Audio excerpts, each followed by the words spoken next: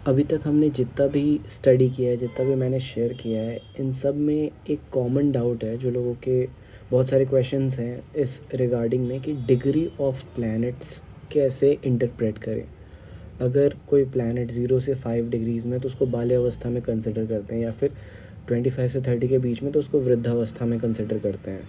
लेकिन इसके practical effects क्या होते हैं बर्थ चार्ट में? ट्रांजिट, अगर सपोज़ सन 0 डिग्री का है तो उसके ट्रांजिट में कोई इफ़ेक्ट पड़ेगा नहीं पड़ेगा, उसकी दशा, सूर्य की दशा कैसी रहेगी, इन सब के बारे में अभी भी लोगों को बहुत डाउट्स हैं।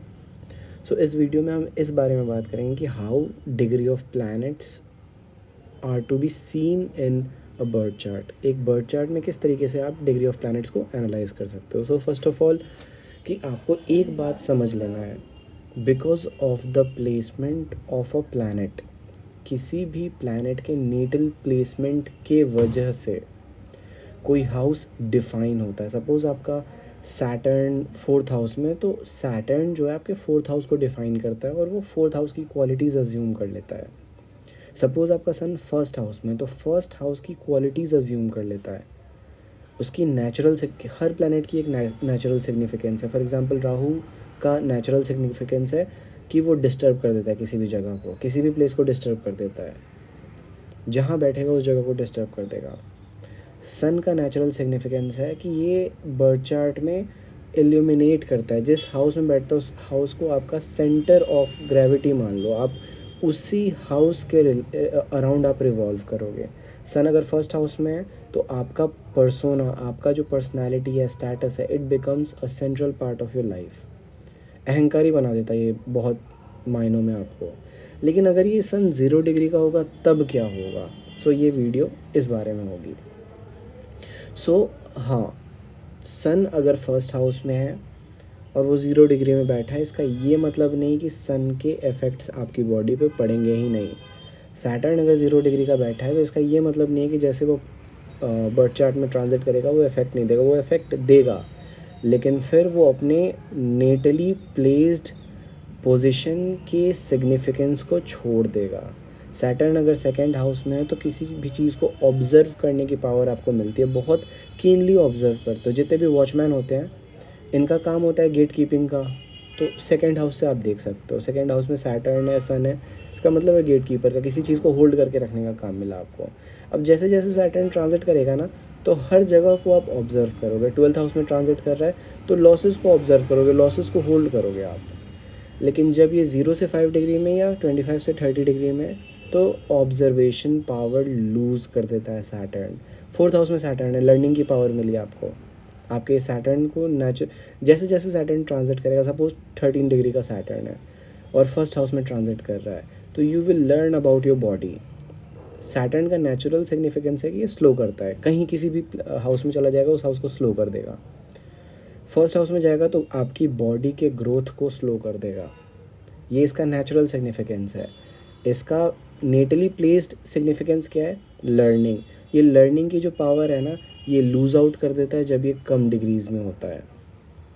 सपोज़ आपका जुपिटर है, जुपिटर 0 डिग्री का बैठा हुआ है आपके 5th हाउस में मान लेते हैं, और 5th हाउस से ट्रांजिट कर रहा है 1st हाउस में, तो जुपिटर का काम होता है एक्सपैंड करने का, आपकी बॉडी को एक्सपैंड करेगा। 5th हाउस का काम होता है किसी भी चीज़ को एक्सेप्ट करना, लाइक करना, किसी भी चीज़ को इनिशिएट करना, तो इंटरटेन करना लोगों को। तो ये पावर जुपिटर लूज़ कर देता है।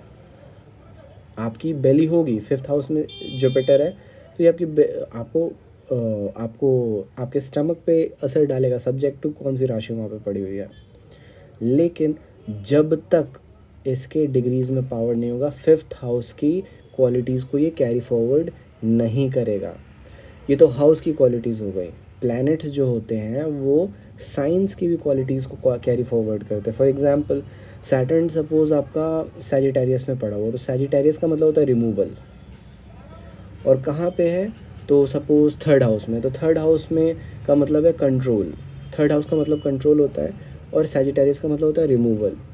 ठीक है, अब 3rd हाउस जो होता है वो आप कुछ किसी चीज़ को चूज़ करते हो, अपने हैंड्स को कैसे यूज़ करते हो, तो इसका लिटरली मतलब होता है साफ़ सफाई करना, बाल काटना, रिमूवल रिलेटेड जॉब्स जो होते हैं वो सैजिटेरियस से देखे जाते हैं। तो सैजिटेरियस में जुपिटर पड़ा हुआ है मान लो 3rd हाउस में, और ये 0 डिग्री का है। तो ये थर्ड हाउस की क्वालिटीज़ को त्याग देगा, ये जहाँ जाएगा उस जगह को एक्सपैंड करेगा। लेकिन अगर थर्ड हाउस में ये 15 डिग्रीज़ पे है, 10 से अबव है, 25 तक है मान लो किसी भी डिग्रीज़ में, तो ये जहाँ जहाँ जाएगा ना थर्ड हाउस की क्वालिटीज़ को तो कैरी फॉरवर्ड करेगा ही, और सैजिटेरियस की भी क्वालिटीज़ को कैरी फॉरवर्ड करेगा। तो क्या होगा, तो जुपिटर जहाँ जहाँ अनरिक्वायर्ड चीज़ें हैं ना, वहाँ वहाँ अनरिक्वायर्ड चीज़ें हटाएगा। सपोज़ आपके फर्स्ट हाउस में ट्रांजिट कर रहा है, तो you will remove what you don't like in your body. आप अपनी बॉडी से ख़राब चीज़ों को हटा देंगे। फॉर एग्ज़ाम्पल सपोज़ आपके बॉडी में एक्स्ट्रा कुछ ग्रोथ हो गया, कैंसर डेवलप हो गया, removing that part is Sagittarius. Suppose ये थोड़ा ऑकवर्ड एग्जांपल हो गया, चलो सपोज़ सैजिटेरियस में जुपिटर थर्ड हाउस में and it is transiting 12th house, expenditure, तो यू विल रिमूव एक्सपेंडिचर। वहाँ खर्चा नहीं करोगे जहाँ पे ज़रूरत नहीं है। जो जुपिटर का काम है एक्सपैंड करना, तो आपका एक्सपेंडिचर एक्सपैंड होगा, लेकिन वहाँ नहीं एक्सपैंड होगा जहाँ पे खर्चा नहीं करना है। This is how degrees matter. Degrees आपको हमेशा याद रखनी है कि अगर 0 से 5 या फिर 25 से 30 के बीच में, तो planet will lose the qualities it possesses due to its natal placement. अगर नेटली कहीं पे प्लेस्ड है तो उसमें क्वालिटीज़ आ जाती हैं। और इन सबसे ज़्यादा ज़रूरी बात है कि जो हाउसेज़ हैं ना, ये आपके बॉडी में चल रहे रेगुलर प्रोसेसेस हैं। आपको जब किसी हाउस को आप देखते हो, उसकी इंटरप्रिटेशंस जो भी होती हैं, आप भले उनको एक साइड में रख के देखो, लेकिन जो हाउसेज़ होते हैं ना, it is a general process that is happening in your body. जब से आपने जन्म लिया है, it is happening in the same way again and again. और जो प्लैनेट्स और जो साइंस होते हैं, ज़ोडिएक साइंस, वो किसी हाउस में बैठ के सिर्फ उसको डिफ़ाइन करते हैं, डेफिनेशंस ऐड करते हैं। एक्स्ट्रा अगर आप जाओगे इसमें, आत्मा कारक अगर आप ले लेते हो कि highest degree planet is the आत्मा कारक, या फिर अमत्य कारक, दर कारक, so it is all traditional. मैं इस चीज़ को फॉलो नहीं करता, ना ही मैं इसके अगेंस्ट हूँ, क्योंकि मुझे इसका लॉजिक समझ में नहीं आता।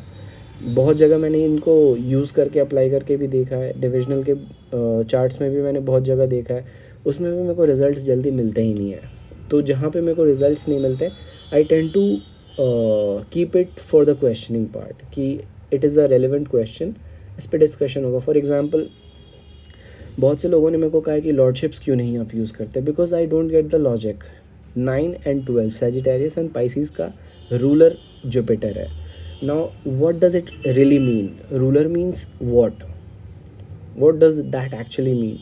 ये मेरे समझ में आज तक नहीं आया। It is a relevant question and I hope अगर किसी को पता हो तो let me know in the comment section.